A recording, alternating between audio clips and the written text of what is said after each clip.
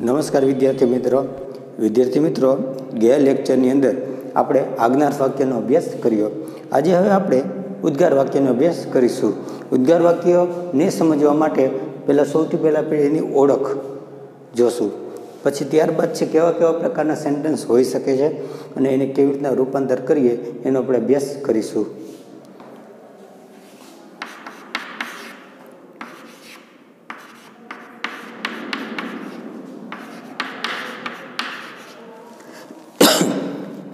ઉદ્ગાર વાક્ય છે એને આપણે ઇંગ્લિશમાં વાત કરીએ તો એક્સક્લેમેટરી સેન્ટેન્સીસ કહેશું।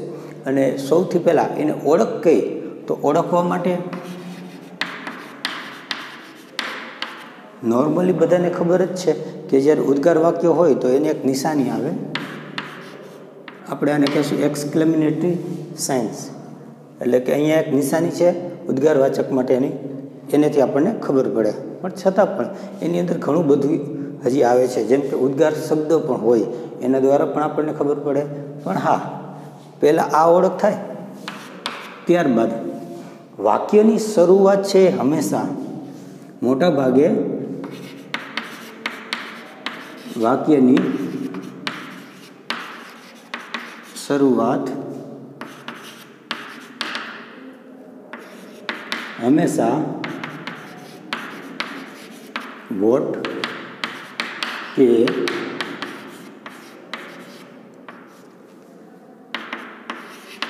હાવ જેવા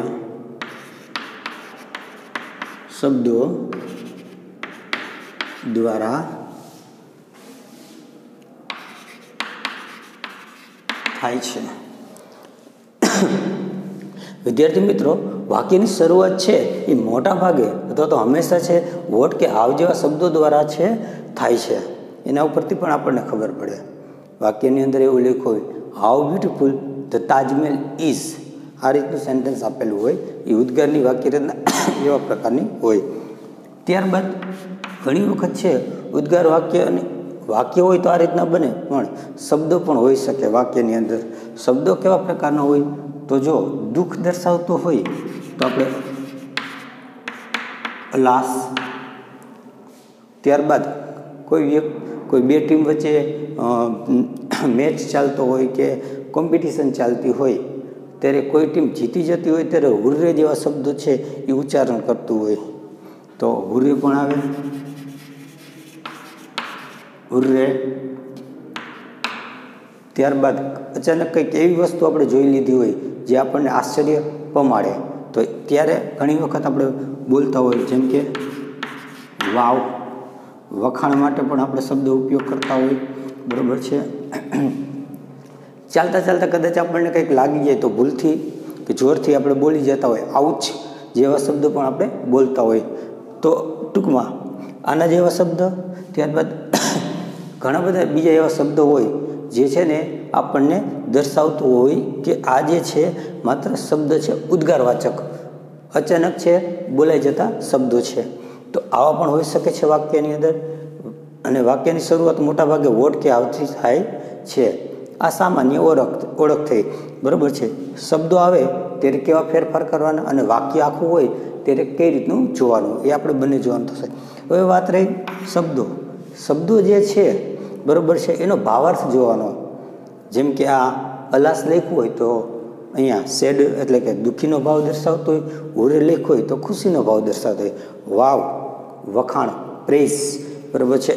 ત્યારબાદ છે ગુસ્સાનો ભાવ આવે, ડિસગસ્ટ એટલે કે અણગમો, અનહેપી, આ બધા છે એ ભાવ આવશે। પણ હા, આ જે છે એ કોઈ પણ વાક્યની સાથે જોવા મળી શકે, જેમ કે પ્રશ્નાર્થ વાક્ય હોય તો એમાં પણ આપેલું હોય, બરાબર, વિધાન વાક્ય હોય એમાં પણ હોઈ શકે। એટલે કે આ જે માત્ર શબ્દો છે એ ગમે તે વાક્ય સાથે જોડાયેલું હોઈ શકે છે। આપણે વધારે છે એ વાક્યની શરૂઆતમાં જે વોટ કે હાવ જેવા શબ્દોનો ઉપયોગ થાય છે એના ઉપર આપણે ફોકસ કરવાનો। હવે માની લો આવા પ્રકારના વાક્યો હોય તો આપણે ઇનડાયરેક્ટમાં ફેરવીએ ત્યારે કેવા પ્રકારના ફેરફાર થાય એનો આપણે અભ્યાસ કરવાનો છે। હવે જ્યારે ઉદ્ગાર વાક્ય ઇનડાયરેક્ટ જ્યારે ડાયરેક્ટ વાક્યમાં આપેલા હશે અને આપણે એને ઇનડાયરેક્ટમાં ફેરવીએ ત્યારે સામાન્ય જે ફેરફાર છે એ આપણે જોશું. જેમ કે ઉદ્ગાર વાક્ય આપેલું હોય તો સૌથી પહેલાં આપણે ઉદ્ગાર વાક્યને છે વિધાન વાક્ય બનાવવાનું.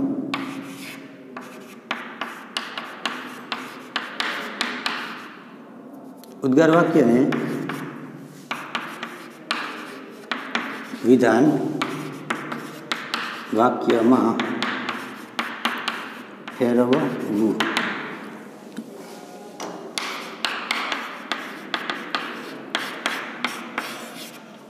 હવે કયા કયા ફેરફાર થાય? સૌથી પહેલાં ઉદ્ગાર વાક્ય હોય ને એને વિધાન વાક્યમાં ફેરવવું. તો એનો મતલબ વિધાન વાક્ય મુજબ ફેરફાર થશે. તો અહીંયા લખવાનું કે બાકીના બધા ફેરફાર વિધાન વાક્યની મુજબ થાય છે. ઉદ્ગાર વાક્ય છે એને વિધાનની જેમ ફેરફાર કરવા, તો એનો મતલબ બાકીના બધા જે ફેરફાર છે વિધાન વાક્યની જેમ થાય. એટલે કે હવે આપણે શું કરવાનું છે? તો સૌથી પહેલાં જ્યારે વાક્યની અંદર આરવી તરીકે સેડ લખેલું હશે ત્યારે સેડની જગ્યાએ શું લખવું? બરાબર. એના માટે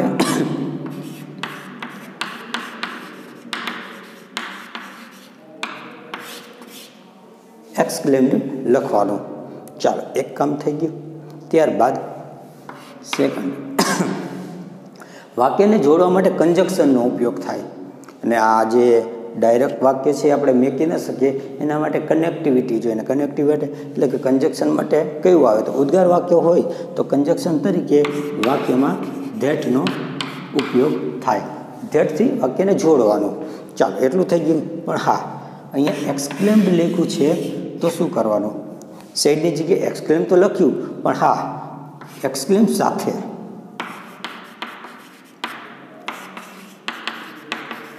ભાવાર્થ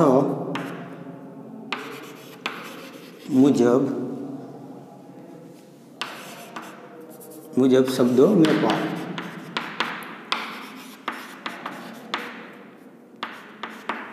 શબ્દો મૂકવા કેવા? તો સપોઝ માની લ્યો કે અહીંયા અલાસ લખેલું હોય વાક્યની અંદર, તો આપણે કંઈક એવું લખવાનું જેમ કે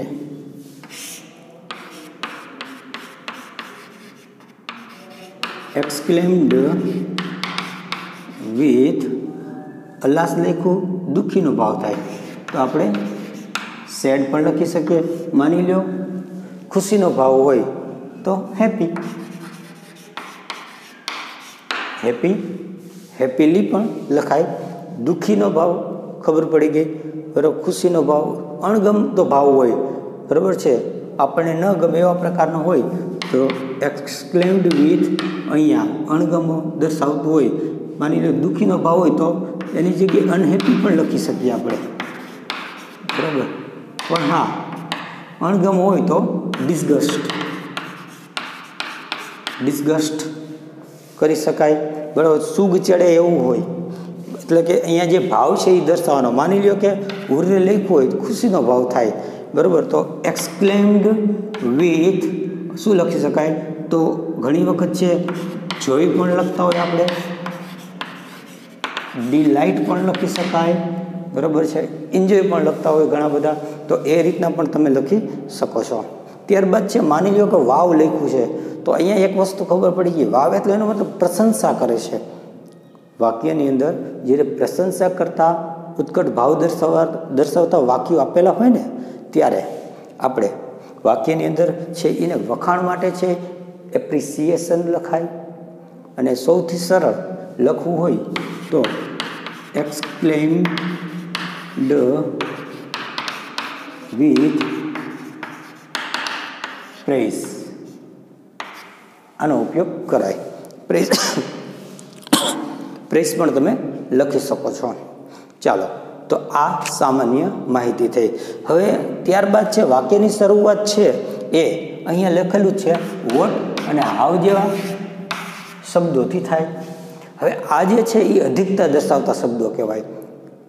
અધિકતા દર્શાવતા શબ્દો છે એ વાક્યની અંદર આપેલા હોય તો એ અધિકતા દર્શાવતા શબ્દો છે એ જે ભાવ જે દર્શાવેલો હોય એની અધિકતા છે ઇનડાયરેક્ટમાં ફેરવો ત્યારે ઓછી થવી જોઈએ નહીં.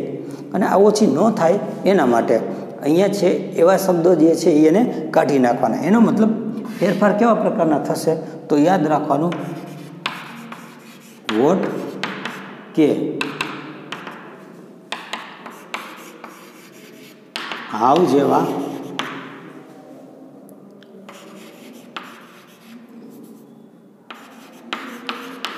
અધિકતા દર્શાવતા શબ્દોને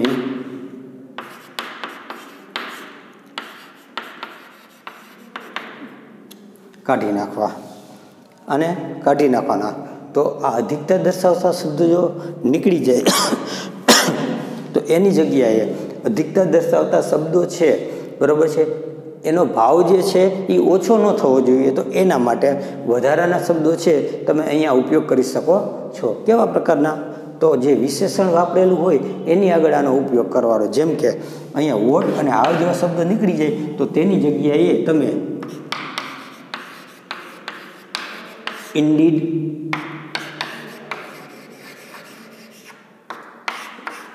રિયલી, ત્યારબાદ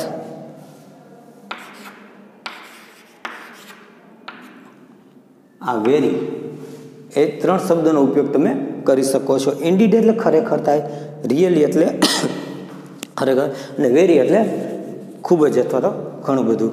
અને ત્યારબાદ એના સિવાય શું વાપરી શકાય? તો તમારે એના સિવાય જો શબ્દ વાપરવા હોય તો એક્સિલન્ટ તમે શબ્દ વાપરી શકો છો. ઓસમ જે શબ્દ છે એનો પણ તમે ઉપયોગ કરી શકો છો. અથવા તો ભાવાર્થ જોવાનો, જો ભાવાર્થ છે એ કેવા પ્રકારનો દર્શાવે છે એના ઉપરથી તમે આના સિવાયના શબ્દો પણ છે તમે ઉપયોગ કરી શકો છો.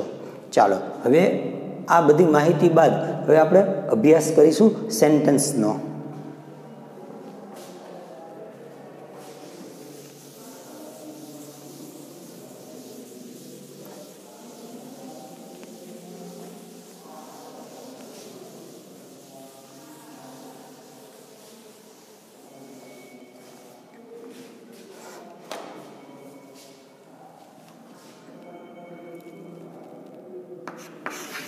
Sentence number 1.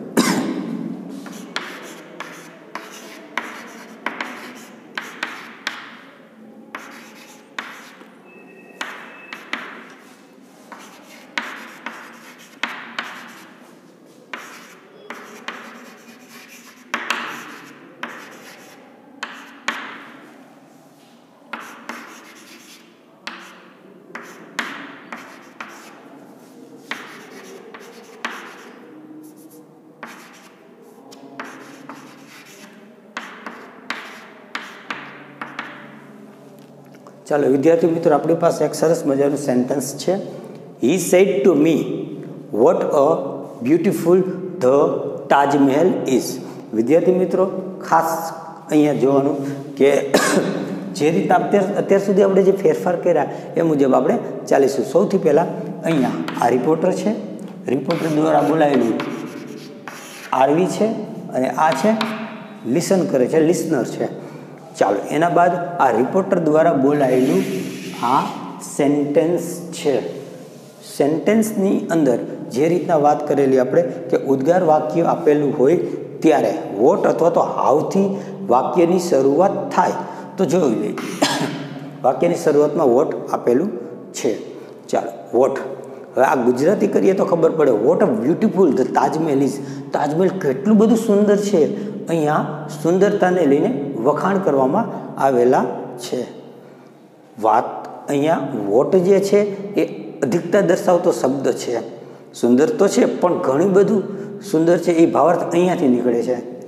ચાલો, તો હવે વાક્ય આવા પ્રકારનું આવે ત્યારે આપણે સૌથી પહેલાં આટલું ખબર પડી જાય, ત્યારબાદ સેન્ટેન્સની અંદર જોવાનું કે ઉદ્ગાર વાક્ય છે કે નહીં એ સમજવું. તે માટે સૌથી પહેલાં આપણે અહીંયા નિશાની આપેલી છે.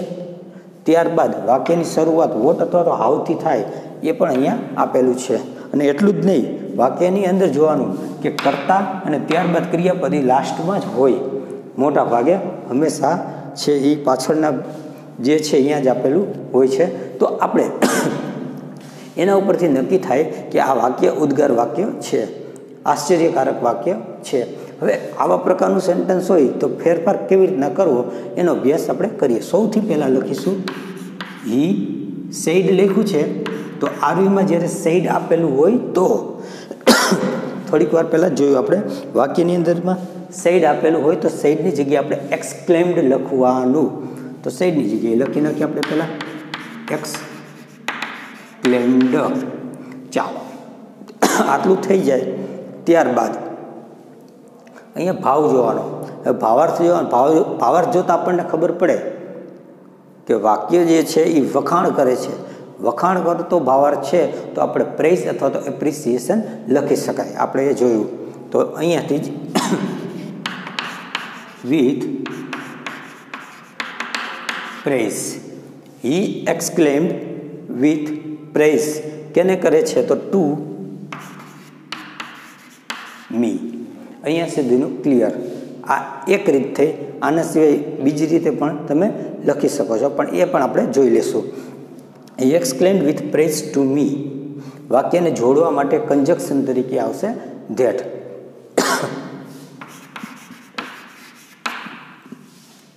ત્યારબાદ આપેલું જે વાક્ય છે એની અંદર વોટ કે હાવ જેવા અધિકતા દર્શાવતા શબ્દો જે છે એને કાઢી નાખવાના. એનો મતલબ આને આપણે કાઢી નાખશું. ચાલો ત્યારબાદ આપેલું જે વાક્ય છે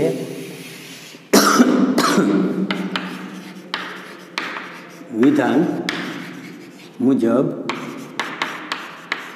ફેરફાર કરવાના.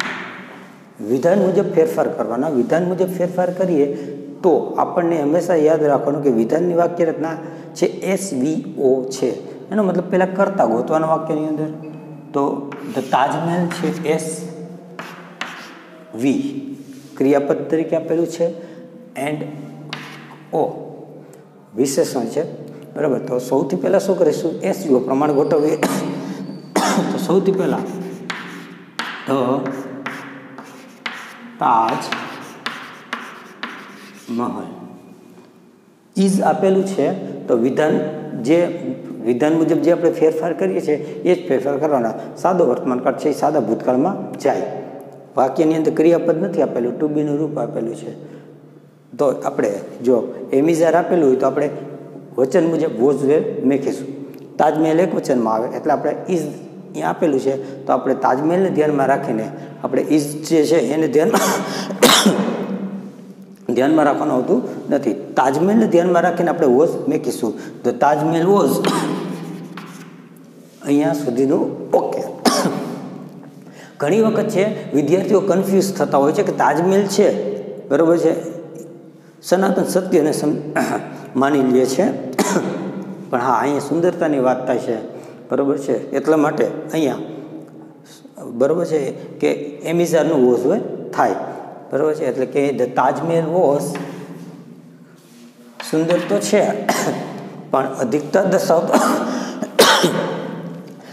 દર્શાવતા શબ્દો આપણે કાઢી નાખ્યા. તો એની જગ્યાએ આપણે કયો શબ્દો ઉપયોગ કરી શકાય? તો મેં લખાવેલા ઇન્ડીડ, રિયલી અને વેરી. તો આની અંદર વેરી છે એ બંધ બેસી જાય તો આપણે એ લખીશું the Taj Mahal was a very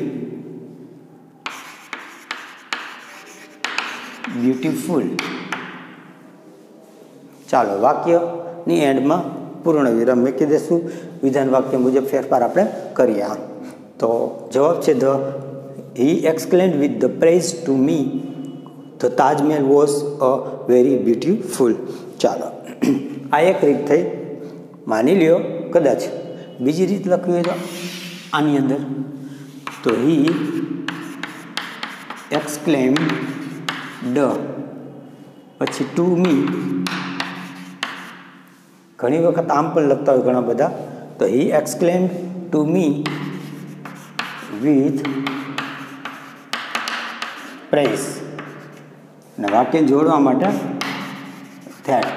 બાકીનું બધું આ મુજબ ફેરફાર કરતા હોય છે. તો અહીંયા બરાબર. આ જે છે પાર્ટને તમે બે રીતે લખી શકો છો. આ રીતે પણ લખી શકાય અને આ રીતે પણ. મોટા ભાગે છે બધા આનો ઉપયોગ વધારે કરે છે. તો આપણે આ યાદ રાખીશું. He exclaimed with praise to me અને પછી કંજક્શન ને પછી વાક્યમાં ફેરફાર કરવાના. બરાબર છે. ઘણી વખત એવા પણ સેન્ટેન્સ આવે જેની અંદર કરતા હોય નહીં. જ્યારે કરતા ન હોય તો કેવી રીતના ફેરફાર કરવો એના માટે આપણે વાક્ય એક લખીશું.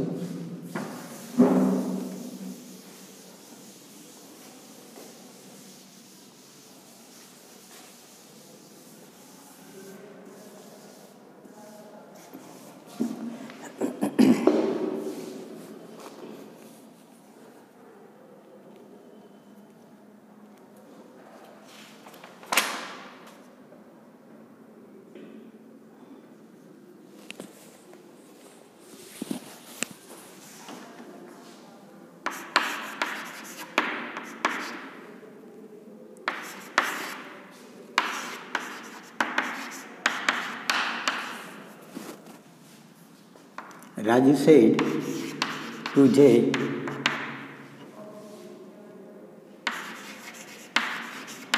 "What a brave Rani Lakshmibai is." કરતા વગરનું જ્યારે સેન્ટેન્સ આવશે ત્યારે એનો પણ ફેરફાર આપણે જોશું. એના જેવું એક બીજું વાક્ય આપણે એનો અભ્યાસ કરીએ. સૌથી પહેલાં જોઈએ રાજીવ સેડ ટુની જગ્યાએ લખીશું એક્સક્લેમ્ડ. હવે અહીંયા what a brave Rani Lakshmibai is આવા પ્રકારનું સેન્ટેન્સ આવે તો ફરીથી આપણે એ જ મુજબ ફેરફાર થશે. અમે થોડી વાર પહેલાં એક સેન્ટેન્સ જોયું જેમ કે અહીંયા પણ બહાદુરીના વખાણ થાય છે તો ફરીથી એના જેવું સેન્ટેન્સ છે. તો રાજી એક્સક્લેમ્ડ with praise અને to Jay. વાક્યને જોડવા માટે કંજક્શન તરીકે આવશે that. હવે અધિકતા દર્શાવતા શબ્દો જે છે એ નીકળી જાય. હવે વાક્ય છે એ વિધાનમાં ફેરફાર થાય. વિધાન મુજબ ફેરફાર કરીશું. સૌથી પહેલાં કર્તા શોધવાનો. તો વાક્યની અંદર આપણને કર્તા મળી જાય. રાની લક્ષ્મીબાઈ. રાની લક્ષ્મીબાઈ ઇઝ આપેલું છે તો ઘણી વખત કન્ફ્યુઝ થશે બધા કે સનાતન સત્ય સમજીને એમણા ફેરફાર કરે. પણ આપણે યાદ રાખવાનું સનાતન સત્ય બરાબર છે એ અહીંયા આ સનાતન સત્ય નથી. બરાબર છે. સનાતન સત્ય હોય તો સૂર્ય પૂર્વમાંથી ઉગવું આથમવું આ બધા સનાતન સત્ય એને રિલેટેડ એવા સેન્ટેન્સ હોય તો આપણને ખબર પડે. પણ અહીંયા ઇઝનું છે એ વોઝ થશે. તો કેટલાય કહેશે રાણી લક્ષ્મીબાઈ બહાદુર હતા તો હા આવા પ્રકારનું પણ સેન્ટેન્સ થાય. એટલે કે અહીંયા રાની લક્ષ્મીબાઈ ઇઝનું થઈ જશે વોઝ. Rani Lakshmibai was. હવે અહીંયા અ લખેલું છે તો પહેલાં એ લખી નાખ્યું. હવે અહીંયા વિશેષણ આપેલું છે તો વિશેષણ છે એના પહેલાં આપણે અધિકતા દર્શાવતો શબ્દ અહીંયાથી કાઢી નાખ્યો તો એની જગ્યાએ હવે આપણે પાસે ઇન્ડીડ, રિયલી અને વેરી આ શબ્દ છે એમાંથી કોઈ પણ શબ્દનો આપણે ઉપયોગ કરી શકીએ છીએ. હવે અહીંયા ખરેખર બહાદુર છે એવું પણ કહી શકાય તો રિયલી વાપરી શકાય. ખૂબ જ બહાદુર છે, ઘણા બધા બહાદુર છે, વેરી પણ વાપરી શકાય.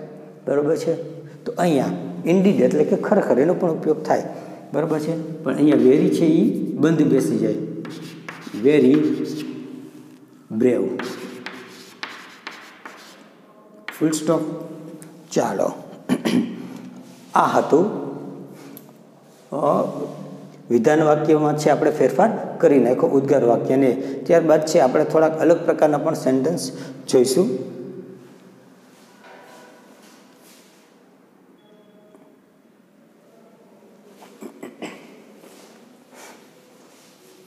ઘણી વખત આવા પણ સેન્ટેન્સ આવે જેની અંદર એસવીઓ પ્રમાણે ગોઠવેલું હોય નહીં. તો જ્યારે આવા પ્રકારના વાક્ય આવે અને આપણને કરતા ન મળે ત્યારે કેવી રીતના ચેન્જ કરવું તે આપણે જોઈ લઈએ. સૌથી પહેલાં ધ પોલીસ સેડ. અહીંયા સેડ લખ્યું છે તો આપણે યાદ રાખીશું આરવીમાં જ્યારે સેડ આપેલું હોય ત્યારે વાક્યને આપણે ચેન્જ કરીએ, ઇનડાયરેક્ટમાં ફેરવીએ ત્યારે એક્સક્લેમ્ડ લખવું. તો ધસ પોલીસ સેડ ની જગ્યાએ લખશું exclaimed what and bad accident. અહીંયા જે એક્સિડન્ટની વાત કરવામાં આવેલી છે, બરાબર છે, એ કેવા પ્રકારનો ભાવ છે અહીંયા ખબર પડતી નથી. દુઃખી ન પણ હોઈ શકે, સેડ આવી શકે, બરાબર છે. તો એક વસ્તુ યાદ રાખવાની, જ્યારે આપણને ખબર ન પડે કે આ ભાવાર્થ કેવા પ્રકારનો છે, યાદ રાખવાનું, જ્યારે પણ આપણને ભાવાર્થ આપણે છે એ ખબર ન પડે અથવા તો ભાવાર્થ આપણે નક્કી ન કરી શકીએ ને, ત્યારે માત્ર ને માત્ર એક્સક્લેમ્ડ જ લખવું. સાથે વિથ ભૂલથી ને પ્રેઝ લખાઈ જાય, એપ્રિસિએશન લખાઈ જાય કે બીજું કાંઈ લખાઈ જાય, એના કરતાં કાંઈ પણ ન લખશો તો ઘણી વખત છે બોર્ડની એક્ઝામમાં પણ, બરાબર છે, વાંધો આવતો નથી, ચાલતું હોય છે. અથવા તો સેડ અહીંયા સાંભળનાર નથી તો સેડની જગ્યાએ માત્ર સેડ પણ લખી શકાય, બરાબર છે. તો યાદ રાખવાનું, ધ પોલીસ એક્સક્લેમ્ડ. એક્સક્લેમ્ડ સાથે છે ભાવાર્થ નક્કી ન કરી શકો તો લખવાની જરૂર નથી. વાક્યને જોડવા માટે કન્જક્શન તરીકે આવશે ધેટ. જો આપણે અહીંયા લખવું હોય તો સેડ લખી શકાય, અથવા તો ડિસગસ્ટ પણ તમે લખી શકો છો. The police exclaimed that. હવે આપેલું જે વાક્ય છે એને વિધાન મુજબ આપણે ફેરફાર કરીશું. હવે વિધાન મુજબ ફેરફાર કરવા જઈએ તો સૌથી પહેલાં આપણે વાક્ય મુજબ જઈએ તો SVO મુજબ ફેરફાર કરવા પડે. વિધાન વાક્યની અંદર SVO આપણે જોવું પડે. તો આ છે અધિકતા દર્શાવતા શબ્દો જે નહીં આવે. ત્યારબાદ what and accident, what and bad accident, કેટલો ખરાબ એક્સિડન્ટ. હવે વાક્યની અંદર જોઈએ, બરાબર છે, તો કરતા આપેલું નથી. તો એક્સિડન્ટ છે એ કર્મ છે. તો વાક્યની અંદર જ્યારે કરતા ન આપેલું હોય ત્યારે ખાસ યાદ રાખવાનું હંમેશા માટે. એના માટે કંઈ આપણે નોટ્સ એટલે નોંધ લખી નાખીએ.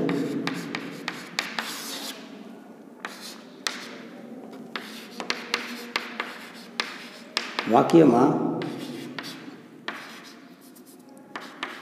જ્યારે કરતા ન આપેલ હોય તો, વાક્યની અંદર જ્યારે કરતા ન આપેલું હોય તો કરતા તરીકે ઇટ ઇઝ સમજવું. ખાસ યાદ રાખવાનું, વાક્યની અંદર જ્યારે કરતા ન આપેલું હોય ત્યારે કરતા તરીકે ઇટ ઇઝ સમજવું. જેમ કે what and bad accident it is આપેલું નથી પણ અહીંયા ભાવાર્થ એ જ નીકળે. એટલે એનો મતલબ વાક્યને જ્યારે ઇનડાયરેક્ટમાં ફેરવીએ, ન આપેલું હોય ત્યારે કરતા તરીકે આપણે ઇટ વોઝ નો ઉપયોગ કરવો.